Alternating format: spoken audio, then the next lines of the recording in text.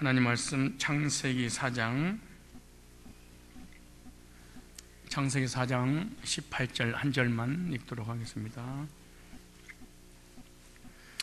에녹이 이랏을 낳았고 이랏은 무후야엘을 낳았고, 오늘은 이 무후야엘의 족보에 대해서 함께 말씀을 나누려고 합니다. 오늘은 구약 성경에 족보에 나타난 육적 계보 무후야엘이라는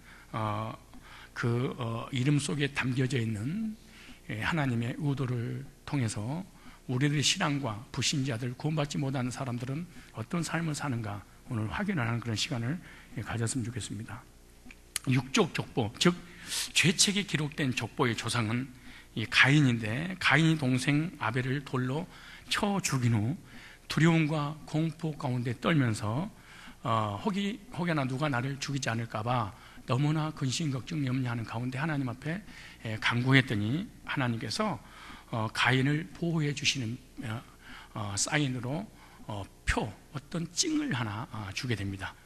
그러나 하나님께서 보호해 주신다고는 이 찡이 믿어지지 않자 하나님 없이 스스로 인생을 살아보려고 이 아내와 스스로 하나님을 떠나서 동침하고 온 이후에 에녹을 낳은 후 성을 쌓고 그 이름을 에녹성이라 이렇게 말합니다. 그래서 오늘 본문의 4장 18절에 보니까 에녹이 이랏을 낳았고 이랏은 무후야엘을 낳았고 이렇게 말해요. 에녹의 아들 이랏은 하나님의 눈을 피해 다니면서 인생의 쉼과 안식을 누리지 못하는 이랏이 아들을 낳았는데 아들의 이름을 무야엘이라 이렇게 이름을 지었습니다. 원래 이랏이라는 그 의미를 저번에 말씀드린 것처럼 도망자, 도피자라는 뜻을 가지고 있습니다. 이랏의 이름이 있는 것처럼 이랏은 수동태로 나왔다는 것은 이랏의 삶이 평생 동안 쉼과 안식이 없이 도망자의 삶을 살 것이다. 자기 의지하고 관계없이 가인의 후예이기 때문에 평생 동안 어떤 수동의 역사로 인해서 남에게 쫓겨다니면서 도피자의 신세를 면하지 못한다는 것을 그 이름 속에 아주 담겨진 의미입니다. 그래서 자신의 아버지로부터 세상의 풍조를 따라 살고 영적으로 타락의 생활을 배움으로 예수 그리스도가 누군지 복음을 전혀 듣지도 이해하지도 못하고 살았던 사람입니다. 이것이 바로 구원받지 못한 사람들의 어떤 모형이고 어떤 그림자입니다. 평생 속죄의 평가를 누리지 못하고 산 아랏은 자신의 아들을 낳아도 자신과 같은 삶을 살 수밖에 없게 된다, 그 말입니다. 그것은 이 이랏이 아들에게 복음에 대해서 가르쳐주지 못했기 때문에 그러는 것인데, 그러므로 첫 번째로 알아야 될 것은 이 무야엘에 대한 의미입니다. 이 무야엘이라는 이름 속에 담겨져 있는 그 의미가 있어요. 이 무야엘이라는 말은 무야엘이라는 그대로입니다. 이 단어는 이 마하라는 단어에서 왔습니다. 마하. 이 마하는 쓸어버리다, 끊어지게 하다 이런 뜻입니다. 그 다음에 지워버리다, 도말하다 라는 뜻과 이 엘이라는 단어가 들어요. 엘이라는 말 신, 하나님이라는 단어잖아요. 그래서 하나님이라는 단어가 합성어가 된 거야. 참 이게 중요한 말이야. 여러분의 정체성을 한 번에 오늘 알 수 있어요. 엘이라고 있는 하나님을 믿는 믿음과 또 쓸어버리다, 끊어지다, 지워버리다, 도말하다 라는 뜻과 합성어가 바로 이 무후야엘이라는 단어입니다. 이 이랏 아들 무야엘은 이름 속에 있는 것처럼 구원의 자리에서 완전하게 쓸어버림을 당하게 된다는 것을 의미하고 있는 거예요. 무야엘의 어원은 하나님께서 이름을 지어버리는 자라고 해석을 해야 돼. 그 사람의 인생, 그 사람의 삶, 그 사람의 후손, 그 사람의 모든 살아갔던 과거를 완전히 도말해버리고 지워버리고 쓸어버리겠다는 거예요. 너무나 끔찍하고 이 저주스러운 이름이 무야엘이라는 이름입니다. 이름은 그 사람의 존재에 대한 상징인데, 이름을 지운다는 것은 존재에 소멸되는 것이기 때문에 그야말로 최대의 심판의 자리에 앉아있는 사람이 이 무야엘이라는 사람입니다. 이 무야엘이 어떠한 인생을 살았기에 이러한 저주스러운 이름을 주어졌을까? 얼마나 비참합니까? 성경에 그의 행적과 성품에 대해서는 전혀 기록된 게 없습니다. 전혀 없어요. 그러나 이 무라는 이 히브리 어원은 이 마하라는 이 어원에서 왔는데, 이 마하는 가죽, 가죽 두루마리에 잉크 얼룩을 다시 말해서 우리 이 옷에 붙어 있는 여러 가지 얼룩진 거 있잖아요. 그런 것을 흡수시켜 씻어 없애는 것에 비롯됐는데, 가죽에 묻은 얼룩 등을 지워서 없애듯이 개인의 이름이나 생애와 업적을 완전히 없애버리고 쓸어버리고 지워버리겠다는 겁니다. 이 무시무시한 심판입니다. 다시 말해서 우리의 옷 속에 무엇인가 잉크가 묻었으면은 잉크를 제거하는 아세톤 같은 걸 쓰다든가 이런 걸로 완전히 지워버리는 것처럼 이 무야일의 인생에 대해서, 과거에 대해서, 이름에 대해서 영원부터 영원까지 지워버리겠다. 이게 육적 족보, 가인의 족보, 구원받지 않는 죄인의 이 족보에 들어가는 이름들이 다 이렇게 돼 있어요.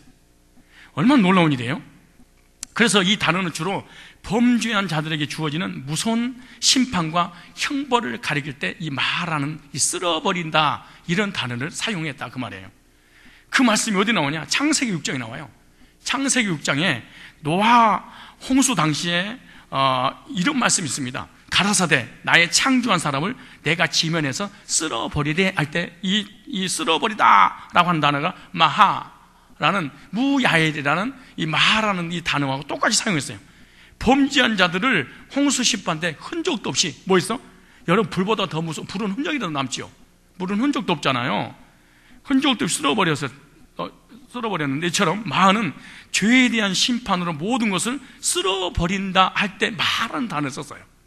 하나님의 심판과 저주와 하나님의 징벌을 때는 마하, 지워버린다, 도만해시켜버린다, 쓸어버린다, 이런 단어를 쓴 거예요.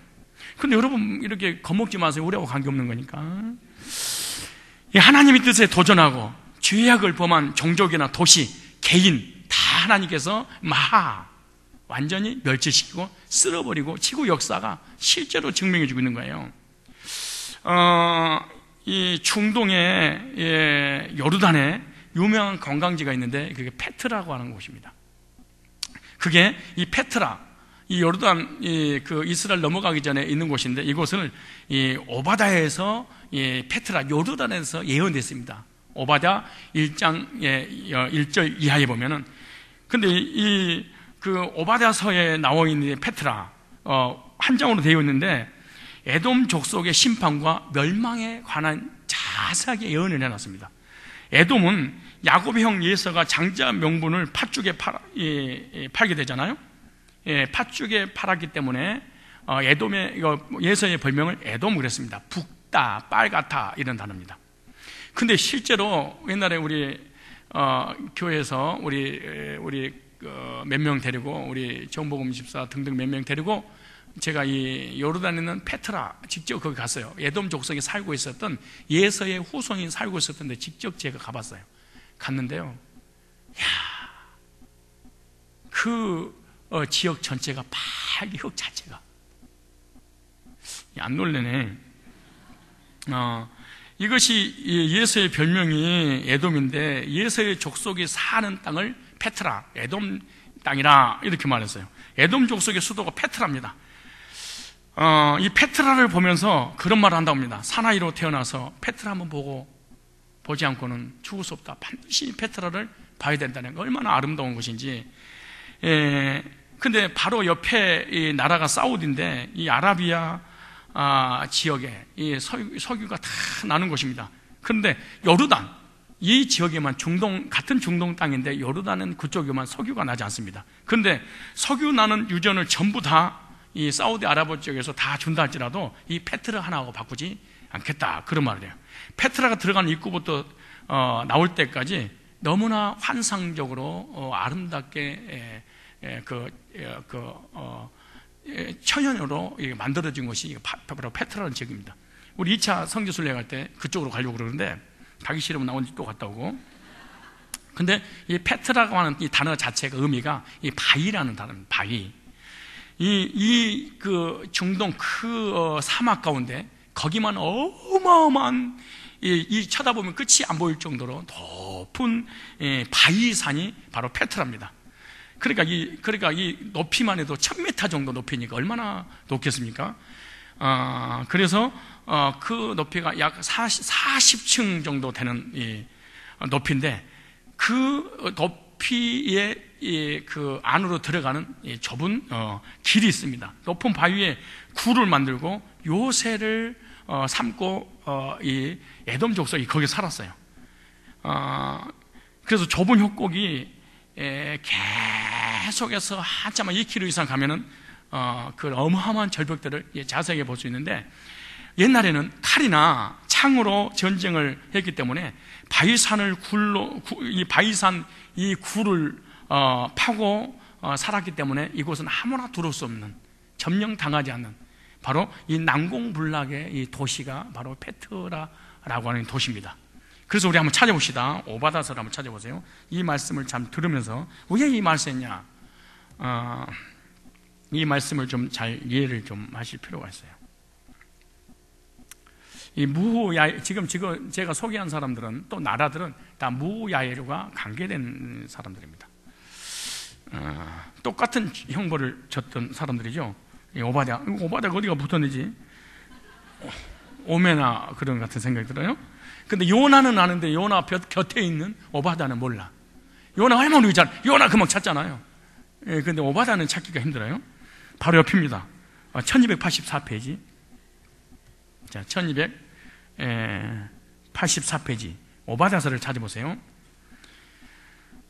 찾았어요? 지금도 막 넘기는 소리가 들려서.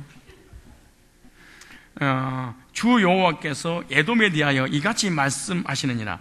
우리가 여호와께로 말미암아 소식을 들었나니 곧 사자가 열국 중에 보내심 받고 이르기를 너희는 일어날지어다. 우리가 일어나서 그로 더불어 싸우자 하는 것이니라. 여호와께서 가라사대 내가 너를 열국 중에 미약하게 하였으므로 네게 크게 멸시를 받느니라. 바위 틈에 거하며, 이게 페트라입니다. 요르단 바위 틈에 가면, 저는요 성경의 지명들을 많이 가봤어요. 이제 한 군데만 가면 이제 거의 다 가. 거기 어디냐? 갈대아우로, 이란, 이라크, 이쪽으로 가면 이제 성경에 나와 있는 지명들을 막 많이 보게 되는 거죠. 저는 갔다 왔기 때문에 지금 머릿속에 지금 페트라가 그려져 있을까요? 나는 너무 잘 그려져 있어. 왜? 복음 잊어버리는 곳이 이거니까. 정복음 집사를 여기서 잊어버렸어. 이걸 우리 같이 찾아오다 한참 쌍꼭대기 올라가서 막 구경하고 있는데 사람 수를 세보는데 한 명 구요. 정복음이야. 여기 안 왔지 오늘? 저기 있구나. 저기 있구나. 거기서 페트라 기억나지? 알고 보니 설사가 똥 누러 간다고. 참 얼마나 찾아 헤맸는지. 그 페트라 나는 거의 구경 못했어요. 이제 찾으면 돌아다니라고. 근데 혼자서 화장실을 어떻게 찾았는지, 아니면 길거리 편지, 노상 방류인지 잘 모르지만 어찌되었든 그때 영원히 다른 지역은 잊어버려. 페트라는 못 잊어버려. 진짜 못 잊어버려요. 거기는 진짜 못 잊을 거예요. 생각해보세요. 외국에 와서 이제 하긴 그래도 100% 이렇게 불안 안 했어. 똑똑한 사람 잃어버렸으니까 뭐 얼마나 나중에 자기 스스로 찾아오겠지 했지만은 일행에서 이탈되니까 얼마나 불안했겠습니까? 어디 갈 때 밥 조금씩 먹고요. 그 다음에 기름진 거 먹지 말고요. 자기 몸을 자기 스스로 해야 돼. 어떻게 할 거예요, 그거? 그런데 설사 나오면, 설사는요, 설사라고 하는 것은 이렇게 한 번에 끝나는 게 아니야. 한 방에 안 끝나. 대부분 표는 한 방에 딱 끝나잖아요. 근데 설사 이놈은 한 번 막 청둔 번개를 치면서 주변을 완전히 다 초토화를 시켜. 그래도 한 시간이면 또 해. 그게 또 나와. 계속 반복돼. 그래서 진짜 이거는 설사는 조심해야 된다. 이게 이 바위 틈에 거하여 볼일을 보는 자요. 이렇게. 그러니까 거기 바위 틈에서 볼일 볼 수밖에 없어. 그랬어요? 바위 틈에 거하며 높은 곳에 사는 자여, 네가 중심이 이르기를 누가 능히 나를 땅에 끌어내겠느냐. 와, 이게 무슨 말입니다. 여러분요, 누가 하나님 앞에 쓸어버리고 도마시켜버리고 지워버리는 후손과 삶이 되는가 잘 보세요. 이 교만, 이 무서운 교만. 교만한 사람의 특징 하나 알려줄까요? 은혜를 못 받아. 어떤 사람이 은혜 못 받냐? 교만해. 이 교만한 사람은 지극히 이성적이야. 자기 중심적이고, 이런 사람은 참 물려받는 게 불가능한 일이야. 구원받아서도 이 땅에서 비참해. 사람이 단무지가 돼야 돼. 단순하고 무식하고 지저분하게 아멘해야 되는데, 이 이성적인 사람은요, 우리 교회 내가 거의 한번 정리하잖아요. 학생들, 청년들, 어른들, 자칭 똑똑하다, 영적으로 완전히 죽었고 혼만 살아서 다를 판단하고 비판하고 혼자 머릿속에만, 이런 사람은 정말로 신앙생활 힘들어. 자, 보세요. 이 사람이 어떤 사람인가? 바위 틈에 거하며 높은 곳에 사는 자여, 네가 중심이를 누가 능히 나를 땅에 끌어내겠느냐? 하니 너의 중심이 교만이 너를 속였도다. 네가 독수리처럼 높이 오르며 별 사이에 깃들일지라도 내 거기서 너를 끌어내리라. 나 여호와가 말하. 아무도 여기를 건들 수 없어. 지금은 폭탄이라든가 뭐 총이라든가 뭐 헬리콥터가 비행기가 있어서 부어버리면 되는데, 그때는 총, 칼, 방패 이거 막 더 있었겠어요. 안 그러면 돌멩이를 갖다가 포처럼 쏴서 팍 던지고, 그 있잖아요, 포돌 그잖아요. 근데 그 높은 1000m까지 날아가겠습니다. 근데 5절 보세요. 얼마나 망하는가. 교만이 혹이 도적이 네게 이르렀으며 강도가 밤중에 네게 이르렀을지라도 그 마음에 만족하게 취하면 그치지 아니하였겠느냐. 무슨 말이야? 강도라든가 도둑놈이 이 집에 들어갔는데 털 게 없어. 그러니까 지구에 이렇게 난공불락에 이를 건들 수 있는 성이 없어. 이 나라가 없어. 그러니까 교만이 하늘을 승천했었어. 그런데 하나님 예언했어. 도마시켜버리고 쓸어버리고 지워버려서 관광객이 와가지고 상품 하나 사지 못할 것이다. 가봤죠 거기. 근데 살 거 있어 없어? 한 개도 없어. 세계를 다녀도 거기만 없어. 쓸어버리고 도마리고 치워서 관광 상품 한 개를 팔지 못하게 된다. 그러니까 완달러 하는 거지들이잖아요. 걔네들이 돌 팔아. 조그만 돌을 갖다 사네. 돌 같은 소리야. 야, 세계 어디 가더라도 그 나라의 관광객을 상대로 파는 것들 있잖아요. 근데 거기가 없어. 여기 나와. 돈과 강도가 들어가서도 아무도 가져올 게 없을 것이다. 혹시 포도를 따는 자가 네게 이르렀을지라도 그것을 얼마쯤 남기지 아니하겠느냐. 네가 어찌 그렇게 망하였는고. 여러분, 사람 한순간이야. 목사가 됐든 장로가 됐든 집사가 됐든 누가 됐든 간에 진짜 가진 거, 배운 거, 아는 거 가지고 자랑할 거 없어. 사람 망하는 거요, 한 방에 끝나. 평생은 벌었는데 한 방에 죽어버려. 참을 겸손.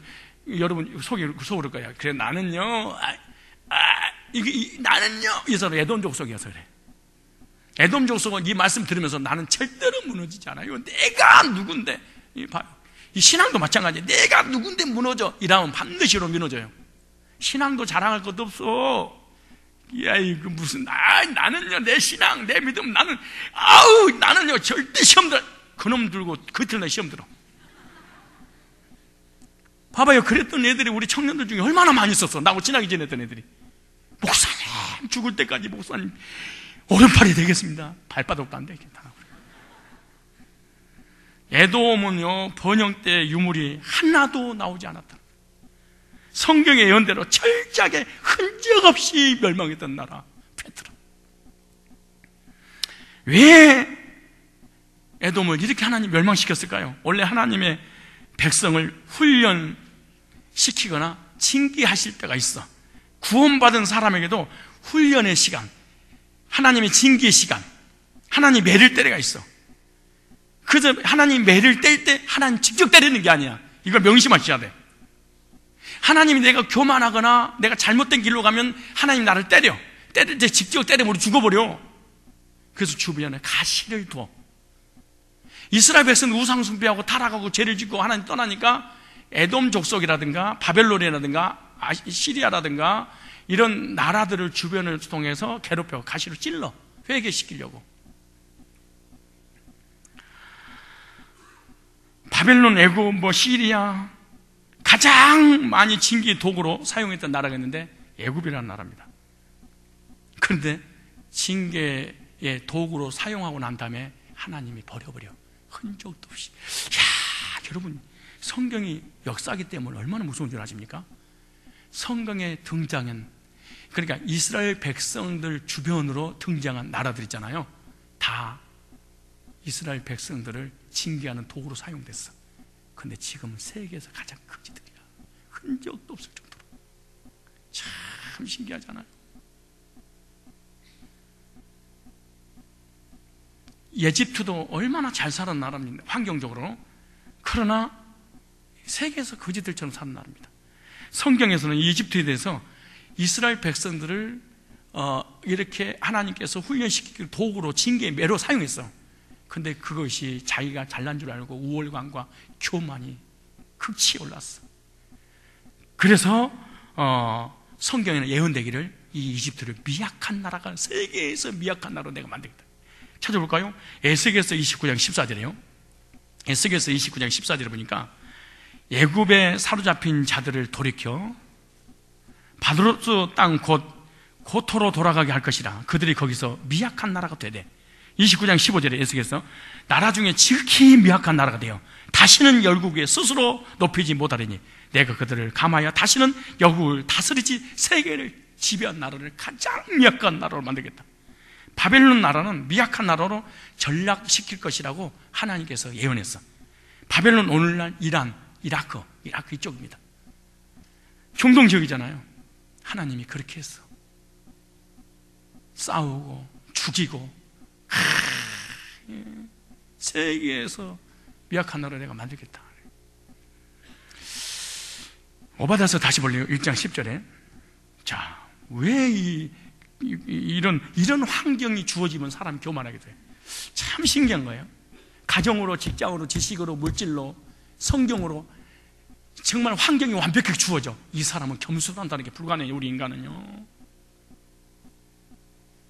10절에 네가 네 형제 야곱에게 행한 포악을 인하여 수욕을 입고 영원히 멸절되리라. 무슨 말이냐? 이 에돔족 에서의 후손은요, 자기 할아버지를 닮아가지고 참 시도덕을 못한다고. 여러분 정말로 결혼도 잘해야 되고요, 양가 서로 잘 만나야 돼. 정말로 잘 만나야 돼. 여러분요, 딸년 아무나 보내지 마세요. 참 딸년이래. 아니 참 딸. 진짜요, 결혼 다시 한번 생각하셔야 돼요, 여러분들.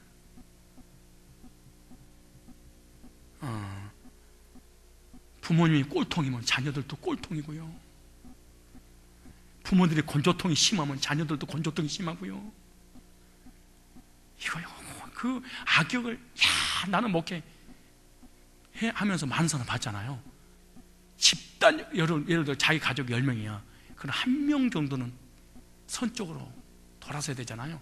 아니야, 부모님부터 시작해서 가족 전체가 단 한 명도 빠짐없이. 나는 깜짝 놀랐어. 나는 몇 가정을 봤어. 참, 여러분, 이미 결혼했던 거는 끝난 거고 바꿀 수 없잖아요. 진짜 자녀들요, 결혼 잘 시켜야 돼.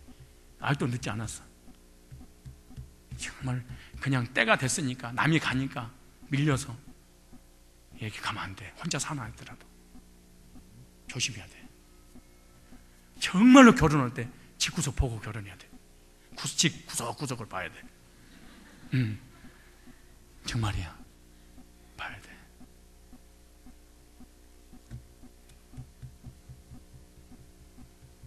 니들이 좋으면 되지 뭐 였단 얘기지만 주변이 좋아야 돼. 결혼은요, 상대하고 하는 게 아니야. 환경하고 하는 거지. 그런 얘기 하지 마라.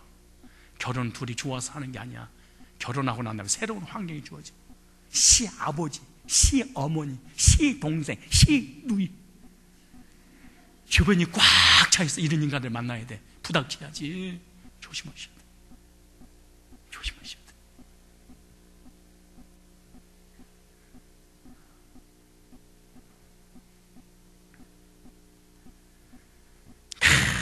이 에돔 족속이 악역으로 쓰임받아. 하나님의 백성을 징계하는데 도구로 사용을 해. 참, 예. 에돔의 형제가 이스라엘이잖아요. 야곱의 손들 자기 형제가 아닙니다. 사촌이. 그런데 이스라엘 백성을 징계 도구로 사용했는데 계속해서 이스라엘 백성들을 괴롭힘에 대하여 그 죄 때문에 멸망했느니라 그래. 여러분, 하나님 백성들을 괴롭히는 도구로 사용하고 있잖아요. 망해. 진짜 괴롭히지 말어. 인사하세요. 앞으로 나 괴롭히면 죽어. 시작. 왜 안 해? 교회 목회자만 비방하고 성도 비방하고 막 남을 지적하고 판단하고 막 정죄하고 흉보고 죽어. 조심하셔야 돼. 목사님, 나는 구원 받아도 죽어요? 천국을 가는데 이 땅에서 죽어. 모형이잖아요. 바벨론이 멸망하고 시리아가 멸망하고 이집트가 멸망한 이유가 뭐냐? 하나님의 백성들을 징계의 도구로 사용했다는 거야. 징계의 도구가 뭔지 몰라요? 부지갱이. 우리 옛날에 시골 연탄 전에 나무 뗐잖아요. 나무 건물 같은 거 집어넣고 장작을 집어넣잖아요. 그럼 잘 따라고 이 막대기 이만한 걸 잡아가지고 뒤에 앉아서 이렇게 해가지고 막 찔러내. 그러면 타면 물 속에 다시 집어넣어. 그럼 다시 또 타, 물. 그래가지고 몇 년 쓰잖아요. 점점 줄어들어. 그럼 손이 뜨거워. 그럼 같이 집어넣어버려. 이게 도구라는 거야. 여러분, 잘난 척 하는 거 도구로 쓰임받고 있다는 사실을 알아야지. 자기가 지금 잘난 척하고 상대방을 비방하고 이런 거 있잖아요. 지금 악역으로 쓰임받고 있는 거라니까. 지금 잘난 게 아니고 하나님이 너를 악역으로 지금 이 사람을 훈련시키려고 찌르고 있는 거야. 뭔 소린지 몰라? 진짜 웃기고 있어. 저와 여러분들은 하나님 나라와 복음과 영웅을 구령하는 일에 선한 일에 쓰임 받으셔야 될 줄로 믿습니다.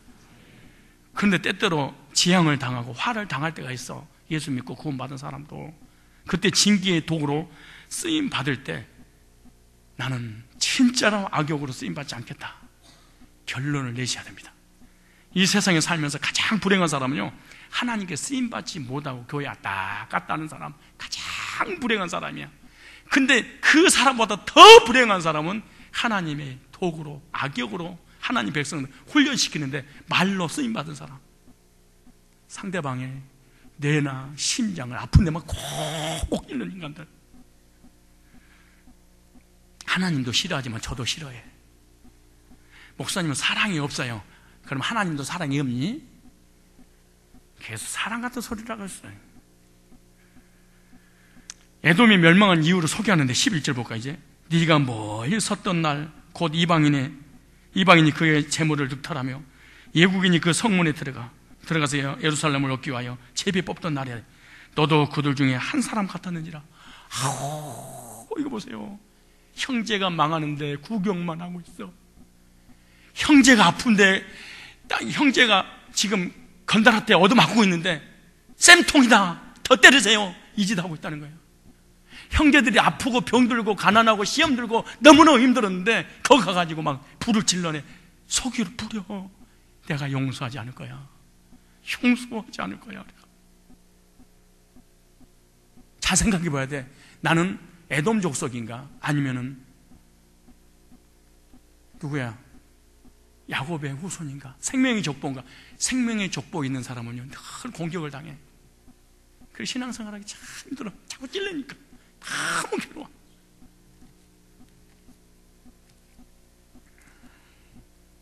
인사하세요. 찔러지면 아파. 시작.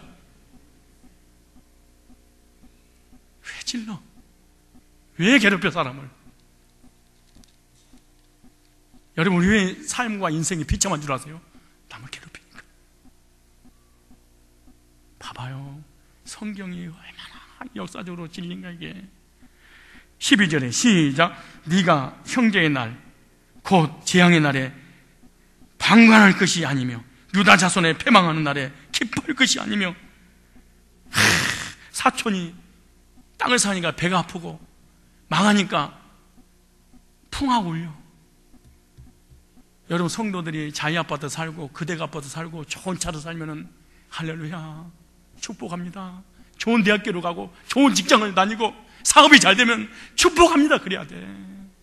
저것이 어떻게 빼돌려와서 이렇게 했지? 저 돈이 저 쉽게 벌릴 건지 아닌데요. 이런 거 못 써. 하지 마. 그래도 누가 망했다 울어줘야 돼. 가서 고통스러워하고 괴로워야 돼 막. 근데 착 찾아가지고 너무 힘들어서 하나님 앞에 매를 맞고 있는데 찾아가가지고 뭘 잘못했으니까 맞았지 네가 어쩐지 주일날 빠따라 했어. 저번에 작정 기도할 때 안 나왔지? 내 그럴 줄 알았다 너. 야 그냥 아픈 데다가 또 갖다 찔러. 악역으로 쓰임받지 말래. 악역으로 쓰임받지 마세요. 악역으로 쓰임받은 사람의 특징은 옳은 개소리를 잘해. 다 바른 말을 다 들어보면 그 오라. 이게 악역이야. 이 악역은요 거의 다 이성에서 나온 얘기들이야. 믿음이 아니야. 하나님을 떠난 타락한 이성에, 불완전한 이성에서 나오는 언어들. 이 불완전한 이성에서 나오는 언어들은 무슨 말 한마디 한마디를 공격적이야. 그리고 괴롭혀 사람을 죽여. 그 고난에 네가 입을 크게 벌릴 것이 아니라 그 백성이 환난을 당하는 날에 네가 그 성문에 들어가지 않을 것이며, 환난을 당하는 날에 네가 그 고난을 방관하지 않을 것이며, 환난을 당하는 날에 네가 그 재물과 손을 대지 않을 것이며, 사거리에 서서 그 도망하는 자를 막지 않을 것이며. 지금 다른 나라하고 지금 싸우고 있는데 너무 힘들어서 도망가. 그러니까 에돔 족속이 있다가 야 저기 도망간다, 야 저기 막 일러주고 있어.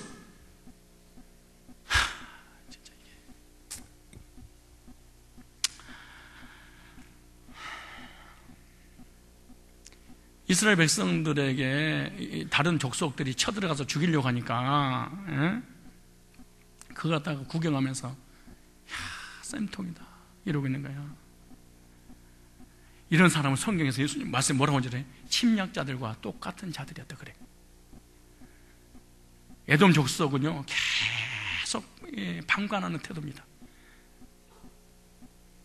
가서 직접적으로 괴롭히는 것도 있었어. 그러나 괴롭힘을 당할 때 방관하고 기뻐하고 떠벌리고 다녔어.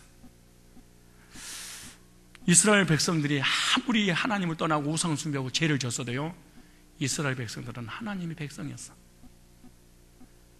그래서 15절에 이렇게 말하는 거야. 시작. 여호와의 만국을 벌할 날이 가까웠나니 너희 행한 대로 너도 받을 것인즉 너희 행한 것이 네 머리로 돌아갈 것이라. 형제가 어려움 당할 때 이루어지고 섬겨주었다면 내가 어려울 때 하나님이 나를 도와주셨을 텐데. 여러분요, 여러분 삶에 진짜 축복을 받지 못하고 행복하지 못하면은 여러분 스스로 아셔야 돼. 형제가 잘 되는 거 한 번도 내가 축복하지 않았구나 생각하셔야 돼. 나는 교인들을 보면요 참 이상한, 세상 사람이 잘 되면 좋아하고 예수 믿는 사람이 잘 되면 좋아하질 않아. 내가 어떻게 보면 알 수 있냐 그래. 이렇게 보면 알아라. 이 자기 아파트 신방 가거나 그대 가잖아요. 그러면은 집 구경도 안 해. 그냥 들어갔다 그냥 앉았다가. 진짜 농담하는 게 아니야.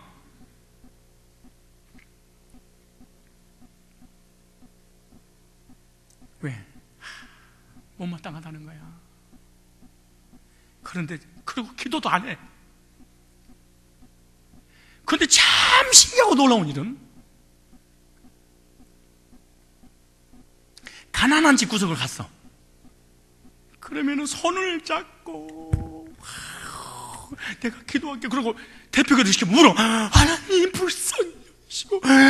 이거 진짜 거짓말이야 그거. 왜? 나보다 못하는 거, 자랑스러운 거. 이게 잘된 것은 절대 인정하지 못하는데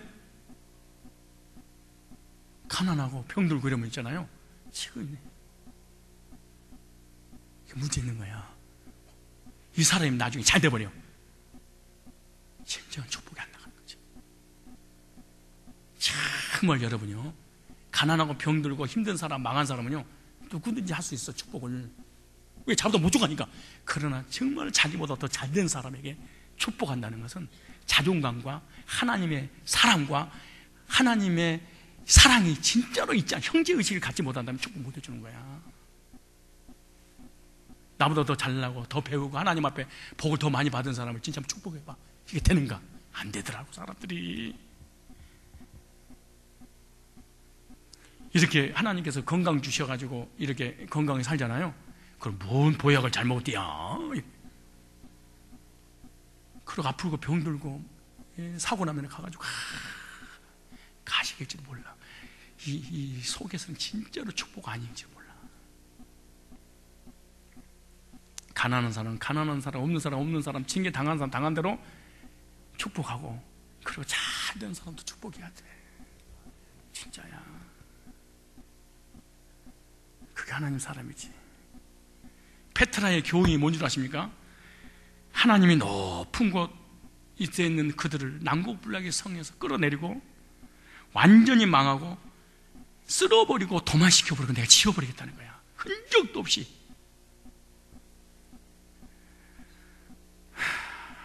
저 여러분, 형제가 지향을 만날 때 기뻐하는 사단의 도구로 사용되지 않기를 바랍니다.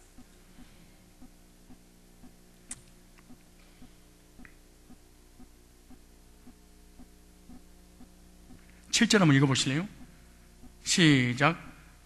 너와 약조한 자들이 다 너를 쫓아 병경 일으게 하며 너 화목하던 자들이 너를 속이고 이기며 네 식물을 먹는 네 아래에 함정을 베푸니 네 마음에 지각이 없습니다.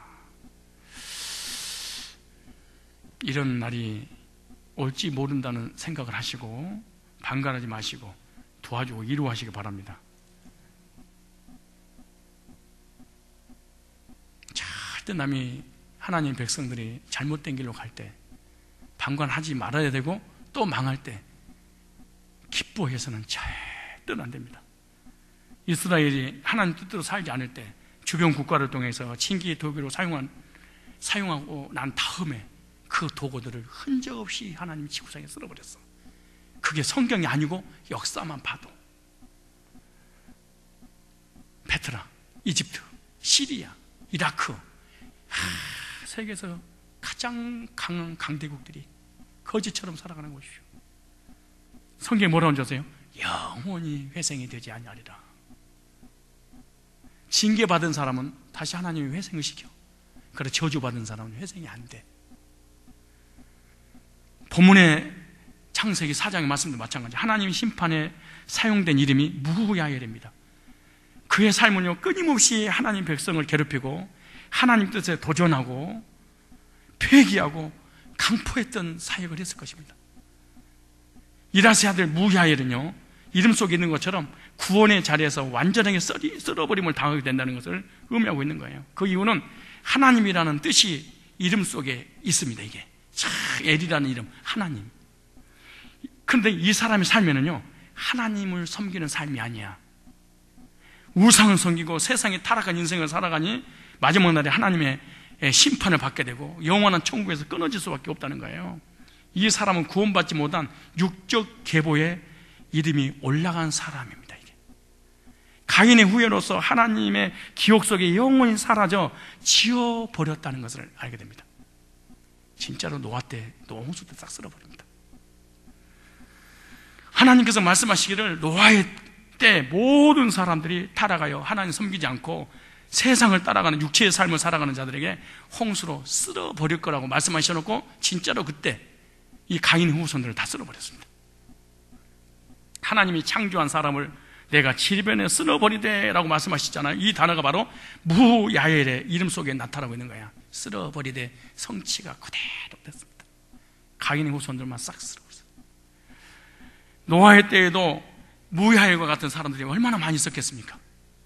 이름 속에는요, 하나님이라는 뜻이 있지만 정작 하나님을 섬기는 사람이 아니었습니다. 이게 중요한 말입니다. 무늬만 여호와를 섬기는 사람이었다. 무늬만. 참, 이 말이 중요한데요. 무야엘.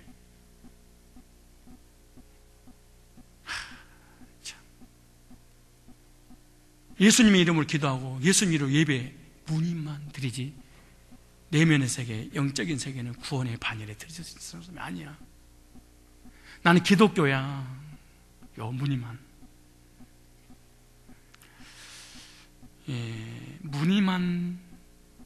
무늬만 하나님을 섬기는 사람, 무야엘의 후손입니다. 사실은 교회를 다니고 있는데, 지금 교회 다니는 사람들 얘기하는 불신자는 뭐 두말할 것도 없죠. 뭐. 에레미야 5장 7절에 한번 찾아볼까요?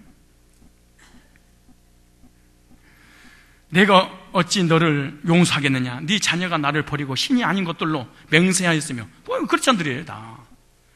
내가 그들을 배불리 먹인즉 그들이 간음하여 창기집에 허다히 모이며, 하나님의 백성들이 여호와 하나님을 버리고 세상의 거짓된 우상을 섬기며 그들에게 맹세를 하고 있다, 그렇게 말해요.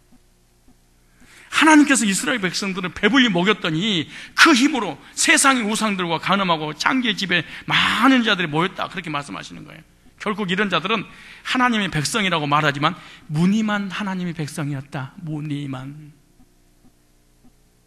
무늬만 하나님 백성은요, 교회를 수십 년이 다녀도 절대로 이성주의이기 때문에 변화되지 않습니다. 이런 사람은 하나님의 백성들을 괴롭히는 도구로 사용합니다. 명심하셔야 됩니다. 명심하셔야 돼요. 나는 하나님의 백성들과 하나님의 교회, 하나님의 성도를 괴롭히는 자인가, 아니면 괴롭힘을 당한 자인가, 이걸 빨리 결정을 해야 돼. 결정해야 돼. 우리 청년들은 다른 사람을 괴롭히고 중상모략하고 흉을 보고 비방하고 그 사람을 실족시키는 데가 쓰임받고 있는가? 그러면은 이 사람은 육적 족보에 들어간 사람. 나는 지금 고통을 당하고 있다, 같은 교인들끼리. 그러면 자존감을 가져야 돼. 나는 육적 족보가 아니고 영적 족보가 아니고 긍지를 가지고 하나님 앞에 더 가까이 가야 돼. 그런데 육적 족보, 이 악역으로 쓰임받는 놈들이 도리어 자기가 악역으로 쓰임받으니까 육적 족보구나, 그리고 쥐가 쓰러져야 되는데 까꿀로 하나님의 백성들이 쓰러져 버려요. 해도 달도 잠이 드는 못난이 밥통. 나는요, 우리 교인들 중에 가장 꼴통 싫어하는 애들이 있어요. 싫어하는 애가 뭐냐? 기질 자체가 성질이 더럽고 이성적이고 판단 잘하고 비판하고 부정적이고 방골형, 이런 사람 남을 괴롭히는, 지적하고 흉을 잘 보거든요. 그런 사람인 줄 알면서 그런 사람한테 당하는 사람 있잖아요. 이 사람은요, 이 악역을 눈을 뽑을 때는 두 개를 뽑고 싶은 생각이 드는 거예요. 나는 당하는 놈이, 나는 이미 내 마음에서 지워놨는데 지워지지 않는 놈이 지워진 놈한테 말을 듣고 시험 들고 넘어지고 막 그래. 난 이러면 다시는 쳐다보지도 않아, 누가 됐든 간에. 왜? 믿는 도끼 발등치켜서. 이 악역은요, 나라가 됐든 민족이 됐든 가정이 됐든 개인이 됐든 간에 무야엘의 후손이야. 무늬목 소개를 갖다가 온갖 지저분한 것들 다 들어가 있는데 무늬로 딱 덮어버리니까 안 보이는 거야. 속은 하나님 백성이 아닌데 겉은 하나님 백성이야. 그런데 겉은 하나님 백성인데, 어떻게 보면 속은 하나님 백성이, 겉이 하나님 백성이 아닌 사람보다 속은 하나님 백성이 아닌데 겉이 하나님의 백성인 것처럼 살아가는 사람이 더 믿음 좋고 더 옳은 개소리를 더 많이 알아쩌라고 더 논리적이고 더 그래. 진짜라니까? 이런 사람은 마지막 날에 하나님 쓸어버릴 것이다. 주인공들아, 너는 쓸어버림을 당하는 사람이 아니고 생명의 족보에 들어간 사람이라면 감사하고 신앙생활 다 하나님 가까이 가야 되지 않겠냐, 이렇게 했지. 두 번째, 이 무야엘과 같은 신앙은요, 특징이 있어요. 어려움이 오면 금방 주님을 포기하는 믿음입니다. 이 점을 하면 됩니다. 무야엘의 믿음은 고난과 하나님을 아무리 믿고 예수님을 아무리 찾아도 시련과 고난이 오면 주님을 바로 놔버려.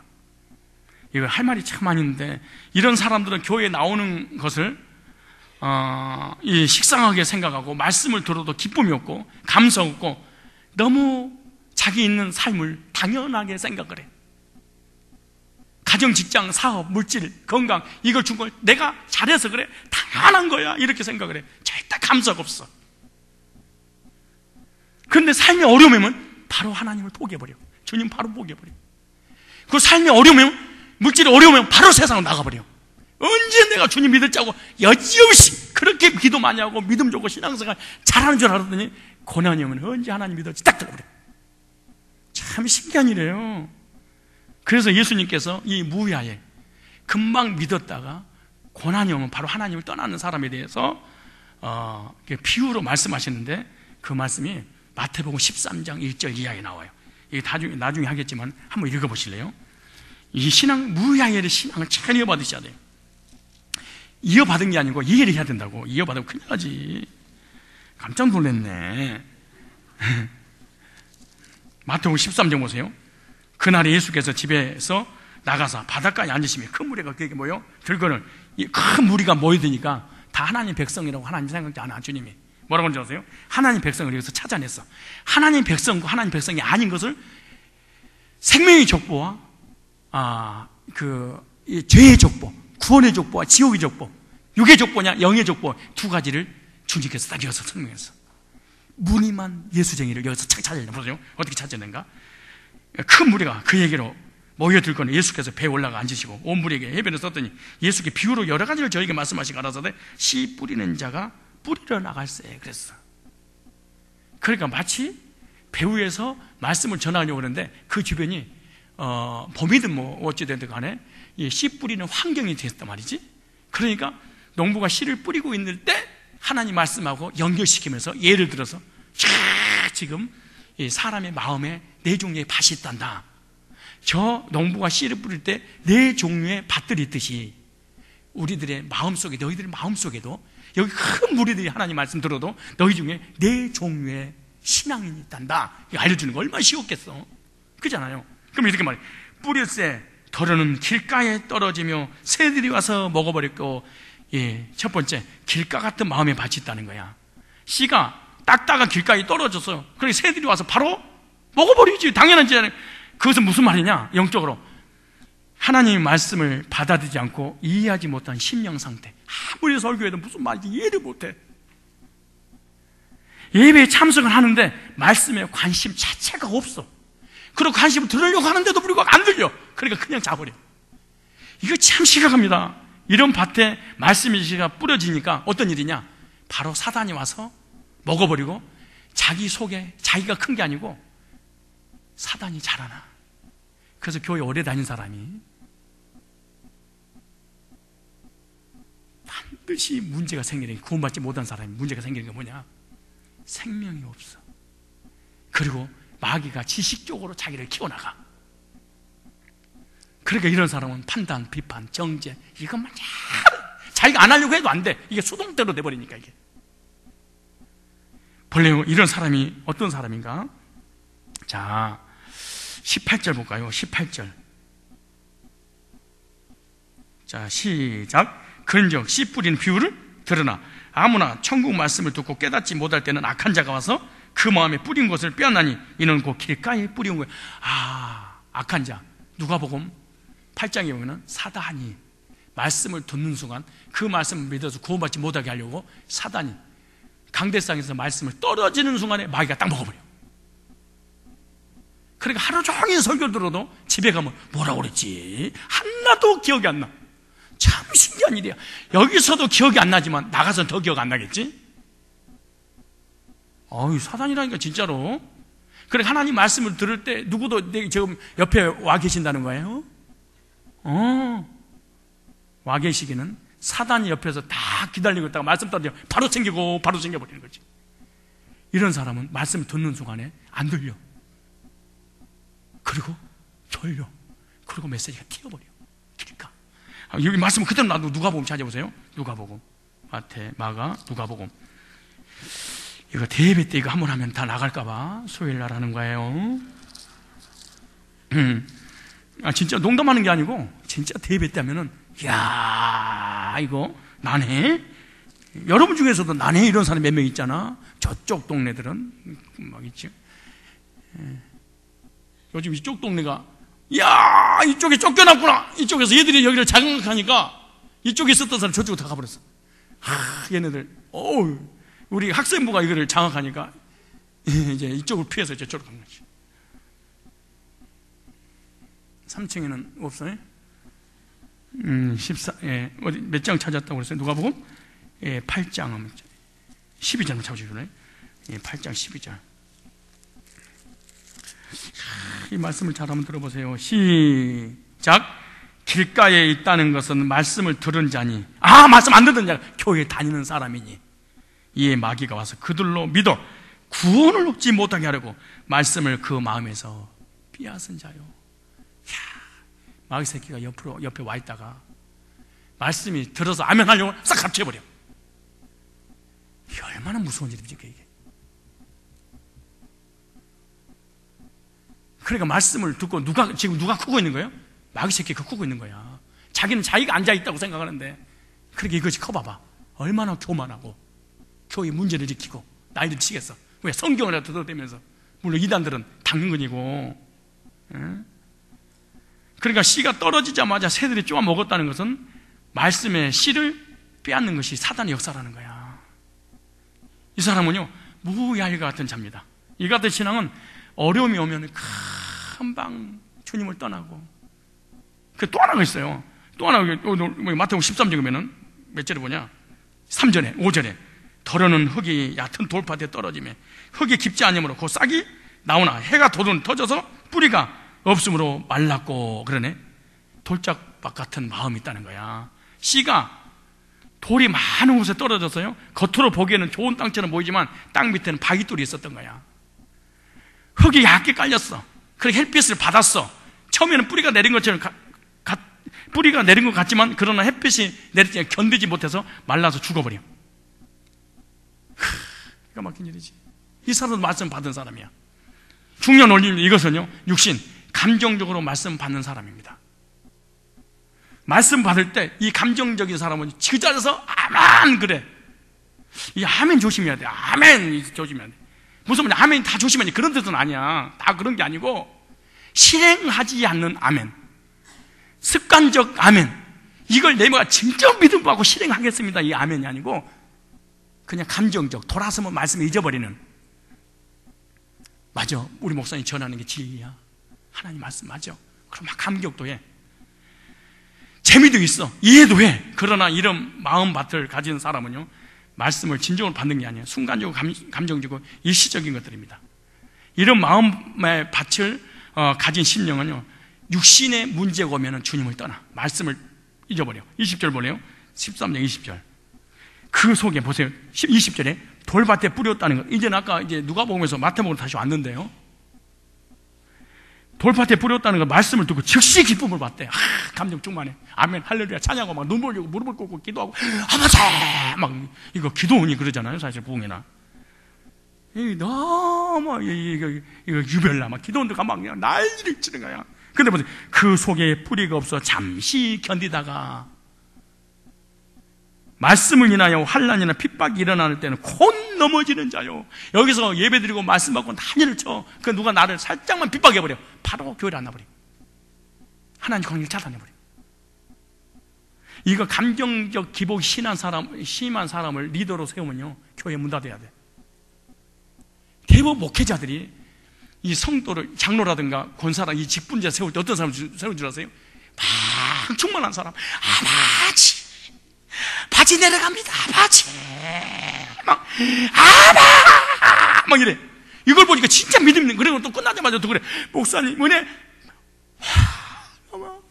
목사님 모야일을 통해서 어떻게 그런 논리가 나오면, 어우, 나는 단어 하나 속에 저는 엉콩 갔어요. 근데 누가 하나 건드렸어. 그 자리에서 믿음 없어져 버리고.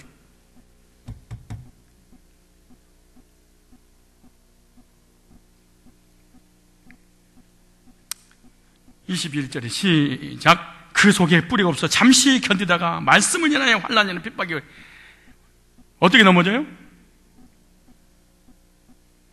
이 사람은 육신의 어려움이 오면은 믿음이 떠나고 믿음이 사라져버려.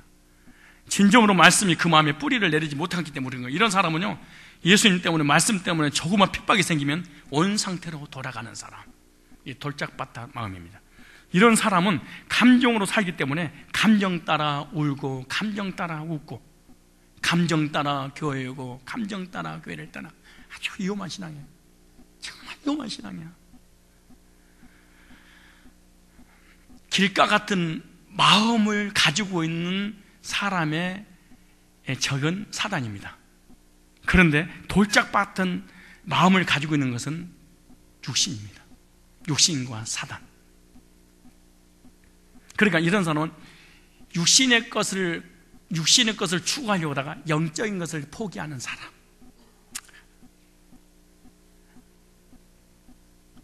또 하나 이거 나와요. 7장 보세요. 7절에 10점 7절에 더러는 가시떨기 위에 떨어짐에 가시가 자라서 기운을 막았다. 가시떨기 같은 마음이 있어요. 씨가 가시떨기 사이에 떨어졌어요. 가시가 많은 이 틈 속에 떨어져서 뿌리가 내렸는데, 그러나 이로 자라야 되는데 가시 때문에 이로 성장하지 못해. 영양분을 다 뺐기 때문인 거야. 이 마음은 어떤 마음이냐? 복잡한 마음. 복잡한 마음이 뭐냐? 예배 드려도 이 사람 속에는 세상만 생각해. 돈, 명예, 물질, 세상. 예배를 드리는데 마음이 다 뺏겨 있어. 밭도 좋고 싹도 나지만 항상 가시와 함께 있고 가시와 함께 자라가. 무슨 말이냐? 예배를 드리는데 마음속에서 근심, 걱정, 염려가 사라져 본 적이 없어.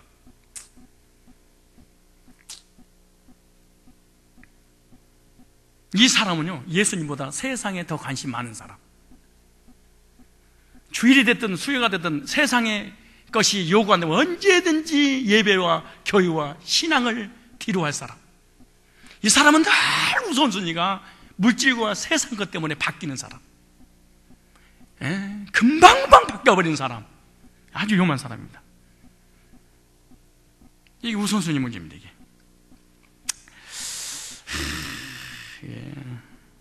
몇 절이에요? 22절에 시작. 가시떨기에 뿌리웠다는 것은 말씀을 들으나 세상의 염려와 재리의 유혹에 말씀이 막혀 결실치 못한 자요. 예배 드리는데 맨날 머릿속에는 예배 드리면서도 뭐가 떠올라? 물질, 세상, 명예, 권세, 돈, 빚 갚는 거, 돈 꾸는 거. 머릿속에 이렇게 생각해. 그러니까 신앙이 성장하지 않아. 20년, 30년, 40년을 교회를 다녔는데. 그래서 답이 나왔네. 사단, 육신, 세상. 우리 인간의 3대 적. 마귀는 3가지 가지고 우리를, 예수 믿는 사람을 침몰시킬 것이다.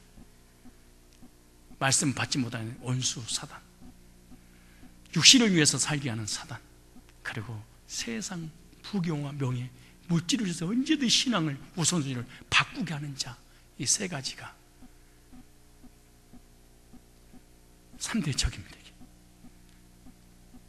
그 다음에 옥토 같은 마음 있잖아요. 8절 9절에 더러는 좋은 땅에 떨어지며 혹 100배 혹 60배 혹 30배 결실을 하였느냐. 귀 있는 자는 들을지어다.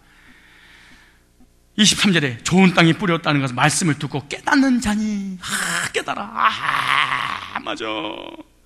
결실하여 혹 100배 혹 60배 30배 결실할 때까지 뭐 한다고요? 옥토 같은 마음은 결론입니다. 인내하는 마음. 하나님 말씀을 받았다. 환난, 시련, 역경, 고난, 세상 유혹, 사단, 육신, 그 어떤 것이 내게 유혹한다 할지라도 넘어가지 않고 씨를 뿌렸으면 열매 날 때까지 기다리는 농부 같은 마음. 하나님 말씀은 하나님 말씀이니까 말씀은 반드시 믿으면 성취된다. 기다리는 사람, 이런 사람을 옥토 같은 마음이라 그래. 이런 사람은요, 밭이 좋으니까, 밭이 좋다 부드러운 마음이라는 거야. 사람이 부드러워. 이 부드러우니까 말씀이 그대로 이 스포지가 물을 흡수하듯이 흡수하는 사람. 이게 거듭난 사람. 이걸 거듭난 사람.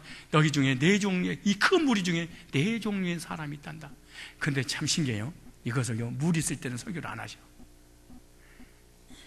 물일 때 설교를 하시는데 이걸 해석은 제자들에게만 해줘. 다 가버릴 거 아니에요. 주일날 대배했다며. 누가 헌금하겠어? 누가 교회 다니겠어? 자기인데. 사람은 다 자기라고 알아듣거든 지금.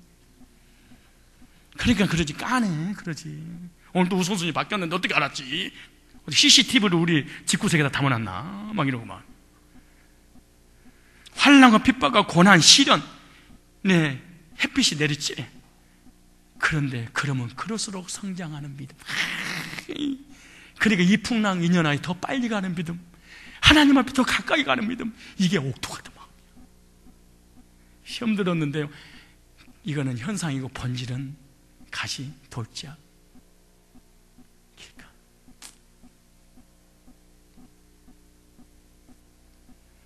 무야엘의 후손, 극단적으로 적용시키는,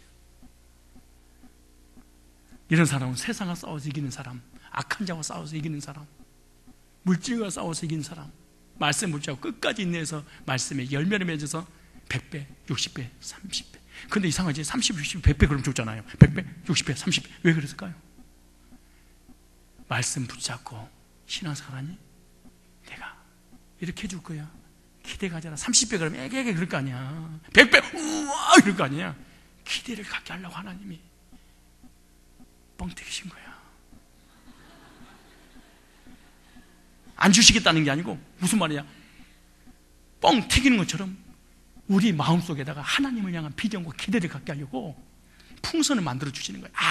말씀 붙잡고 어떤 하나님 시대가 있고 그런 거 핍박이 오더라도 참으면 100배, 와, 최하가 30배, 와, 이렇게 하려고. 이 말씀 듣고 이러면 여러분 100배 받을 사람들이야.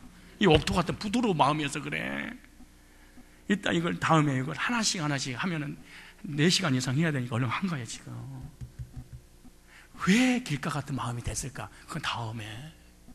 왜 돌짝 같은 마음이 됐을까? 다음에. 왜 가시 같은 마음이 됐을까? 다음에. 시간이 없으니까 다음에 해주고. 왜 나는 저 청년만 보면 시험 들까? 그만 알아. 그 길가거든. 이미 누구한테 당해본 적이 있었다. 왜 교인이 이리 갔다 저리 갔다 옮겨다니고 목사 말을 절대 안 믿을까? 자기 목사라고 믿을지 않을까? 이미 다른 목사한테 짓밟혀서 너무너무 정난하게 성경 기록했는데요, 나중에 알려드릴게요. 왜 나는 길가밭이 됐지? 돌짝밭이 됐지? 왜 나는 가시덤불 같은 마음이 됐지? 이유가 있을 거 아니에요? 그 이유는 내년 이맘때. 여러분 마음은 어떤 마음입니까? 이 3가지, 옥토를 제한 3가지 마음은요, 무야엘의 무늬만 예수를 믿고 있는 자들입니다.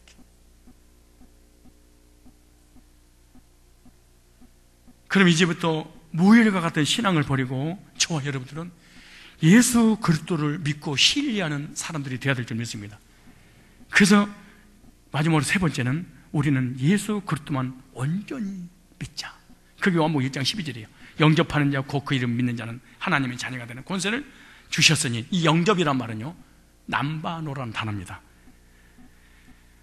이 남바노는요, 취하다, 받다, 빼앗는다, 내 걸로 주장하다, 이 남바노는 단어인데요, 하나님의 자녀가 되는 권세를 받은 사람들은 예수 그리스도를 한 번 믿음으로 영접을 하게 되면 구원이 절대로 취소되지 않는 걸 믿고 살아가는 것입니다. 세상의 환난과 고난과 어떤 상황 속에서도 주님을 부인하지 않는 신앙, 남바노의 신앙. 그런데 이렇게 영접한 사람들은 이미 하나님께서 만세전에 교회 가시고 선택받은 백성들입니다.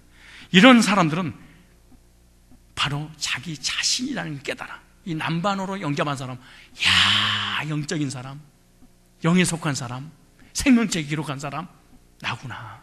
난 돌짝이 아니구나. 나는 가시가 아니구나. 나는 길가 같은 사람이 아니구나. 이렇게 깨달으십니까? 발음 나네. 아무튼 이 사람은요, 잠시 예수님을 믿지만 세상의 환난과 어려움이면 주님을 버리고 신속히 가버리는 사람. 간단하게 이해를 하셔야 됩니다. 그렇구나. 하지만 남바노에 영접을 한 사람들이 어떤 시련과 고통이 온다 할지라도 절대로 주님을 버리지 않는, 남편이 두들겨 패든 조패든 발로 까든 이혼을 당하든 나는 주님 절대 버리지 않겠습니다. 나는 하나님의 백성입니다. 견고한 믿음, 이 사람 같은 믿음 절대로 아닙니다. 여러분, 남바노에 영접을 하셨습니까? 이런 사람들은 저와 여러분들인 줄로 믿으시기 바랍니다. 이것이 하나님의 은혜라는 것을 깨닫기 때문에 이 사람은 늘 감사가 있어요. 이런 사람들은 이 남바노가 수동태로 됐습니다. 이 남바노, 무슨 말이에요? 영접하는 자 곧 그 이름 믿는 자, 이게 이 문법이 수동태로 되어 있어. 그 무슨 말이냐? 그러니까 영접이라는 단어를 가지고요, 이 막 영접하시겠습니까? 이런 사람이 나오고 막 알민야지고 나오잖아. 그거 봐. 영접하이는 자, 곧 그를 믿는 자는, 그러니까 영접을 누가 해야 된다는 거예요? 내가 해야 되니. 그래, 주체가 누구야? 나잖아, 우리 성경에서는. 근데 문법이 그렇게 안 됐어. 만세전에 예정된 사람들은 나를 영접하고 나를 믿고 나를 취하리라. 수동태로. 그러니까 내가 믿기 싫어도 하나님 안 믿으려고 막 몸부림을 쳐도 된다, 안 된다? 안 된다. 주체가 하나님이니까. 뭔가 안심이 되세요? 구원받은 사람은 이럴까요? 후, 살았다. 그 너무너무 기뻐. 근데 구원받지 않으면은 죽을 맛이야, 이거 막. 인상이 그냥 승천하려고 그러고, 그냥 막 내전자를 그리고 막 너무너무 고통스러워하는 거지. 목사님, 나는 그런데 구원 확신이 없는데요. 그럼 나는 수동태 해가지고 능동태가 꼭 내가 주님 믿는 것 같아요. 이번에 구원의 집회 때 꼭 참석하셔요. 내가 믿는 것이 주님 믿음을 주신 것인지 들어보. 그런데 일단 성산교회 온 사람도 예정됐다고 봐야 돼. 왠 줄 아세요? 예정된 사람이니까 복음을 듣는 교회로 오지. 뭐하러 이렇게 바쁜데 하나님이 이 우주로 갔다가 얼마나 돌리는데 얼마나 바쁘시겠어. 예? 이게 빛의 속도로 지금 돌고 있는다고 생각하면 돼요. 우리 귀에 안 들리고, 이거 우리 귀에 들려버리고 우리 죽어버리고, 이거 귀에 터져버려서 고막이 너무 빨리 들으니까 안 들리는 거야. 텔레비도 우리 눈이 워낙 안 좋으니까 텔레비가 보이는 거예요. 그거 팍 눈이 진짜 좋잖아요. TV 보면은 그 TV 있잖아요. 그거 선 이런 거 이렇게 보여. 그러니까 걔 눈에는 안 보이는 거야. 우리 눈에 보이는 거지. 그 눈이 멍청한 거에 대해서 감사해서 왜 텔레비 볼 수 있는 특권이 주어졌잖아. 왜 하나님께서 저와 여러분 이 바쁜 세상에 한국에서 태어나서 대한민국에서 살면서 우리 성산교회 왔겠어요? 그리고 복음을 듣겠어요? 예정된 영접할 사람들로 세워주셔서 그런 줄로 믿으시기 바랍니다. 그러므로 믿음은 내 힘으로 되는 것이 아니다. 여러분, 내가 예수님 믿으려고 언제 그랬겠어요? 전라도 장군 아니면 비동에서 나는 하나님 믿으려고 하는 의지가 0.1%도 없었어. 나는 하나님 누군지도 몰라. 우리 시골에서 전부 다 유교, 불교 사상을 다녔잖아요. 우리는 교회가 있었어요. 교회가 면에 하나 있었어. 근데 나는 교회가 하나님을 섬기는 줄 몰랐어. 특히 연회당 이렇게 들었어. 그러니까 한 번 둘이 만나가지고 결혼을 하니까 여기는 예배당이 아니고 연회당이구나 그랬다니까. 근데 연회당에 내가 들어올 줄 어떻게 알았어? 그 교회 안에서 연회해가지고 결혼해서 내가 손주를 받잖아 지금. 그러니까 믿음도 행위로 된 게 아니고 하나님 은혜로 됐다. 난 무이하엘의 후손이 아니다. 나는 아담의 후손이다. 예수님 후손이다. 믿음으로 이렇게 구원받은 사람은 다 감사가 있어. 누구를 괴롭히고 고통을 주는 사람이 아니야. 하나님께서 나에게 주신 많은 축복들을 기억하시고 매일같이 십자가 예수 그리스도의 복음을 먹을 수 있는 것에 늘 감사하시기를 바랍니다. 히브리서 2장 3절로 이런 말씀이 있습니다. 우리가 이같이 큰 구원을 등한 여긴 어찌 피하리요? 이 구원은 처음에 주로 말씀하신 바요 들은 자들이 우리에게 확증한 바니 무해가 같은 신앙은요 무늬만 교인에게 이름의 의미처럼 심판으로 썰어버리고 하나님 나라에서 지워버리고 복음에서 끊어져 버리고 그 사람의 과거에 아무리 파란만장한 이 페트라의 역사가 이 시리아의 바벨론의 이라크의 이란의 에집트의 문화와 문명이 발달되고 세계를 지배했어도 이 지구상에 거지로 내가 만들어버릴 거고 이 지구상에 이런 사람이 존재했었는가 이럴 정도로 저와 여러분들은 무해가 같은 무늬만 신자가 아니라 진실한 믿음으로 생명의 만나가 되시는 예수 그리스도의 십자가의 죽음과 부활을 통한 죄 사함의 이 복음의 구원의 확신을 가지고 천국을 소망하며 믿음으로 주님만 의지하고 주님 의리하고 하나님 백성들에게 살아가시기를 주의 이름으로 축원합니다.